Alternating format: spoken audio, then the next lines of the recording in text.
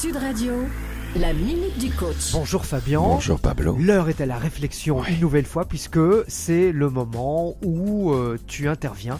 C'est l'heure de la minute du coach sur Sud Radio. Alors faut-il suivre la foule? Excellente question. Dans une précédente minute du coach, je vous racontais avoir vu cette vidéo très étonnante de dizaines de rats qui se ruent dans une boîte en plexi simplement parce qu'il y a de la nourriture à l'intérieur, mais ils sont infoutus d'en sortir. Un seul rat, constatant cela, va s'enfuir trop tard.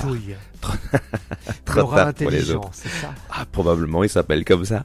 Et donc, c'est une question très intéressante parce que trop souvent, nous avons cette tendance furieuse à suivre la foule, qu'il s'agisse de la suivre physiquement, dans des rues, par exemple, dans un aéroport. Ça m'est arrivé à plusieurs reprises, comme à vous aussi, chers amis auditeurs, sûrement de suivre la foule et de vous rendre compte qu'elle vous égarait. Et parfois, on la suit aussi en pensée. Or, la liberté se conquiert dans le verbe.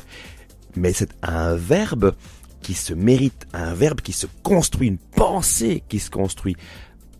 Pas une récitation. Quand j'annonce ce qu'annonce la foule, je suis un âne qui annonce.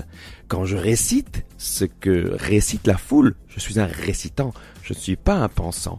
Le penseur, il se tient debout là où tous les autres sont à genoux. Le penseur, il exerce son libre arbitre, son libre examen.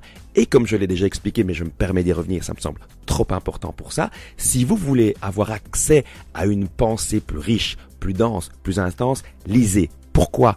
Pourquoi lire? Pour confronter vos idées à celles de grands penseurs. Et je ne pense pas ici seulement aux philosophes. Non. Un grand romancier, je parle d'un grand romancier, c'est aussi un philosophe. Dostoïevski est un immense philosophe. Bon, si vous lisez de la littérature de comptoir, littérature de gare, je vais pas citer de nom pour ne froisser personne, ne heurter personne, ça me dérange pas du tout. Simplement, comme disait Umberto Eco, cet intellectuel brillant, quand vous regardez Derrick, sachez que vous êtes en train de regarder Derrick. Si vous lisez un roman de gare, un roman de plage, sachez que vous êtes en train de lire un roman de plage et pas de créer des synapses, que ce soit clair. Et donc, si vous voulez conquérir votre liberté, ne suivez pas la foule, ni en geste, ni en acte, ni en pensée, donc non plus ni en mots, et exercez votre libre arbitre, nourrissez-vous des pensées des autres pour concocter la vôtre, la tricoter et la soumettre sans arrêt à la question. Une vraie pensée est une pensée qui se questionne en permanence, et c'est seulement alors que l'on vole avec les aigles. Merci Fabien, bonne journée.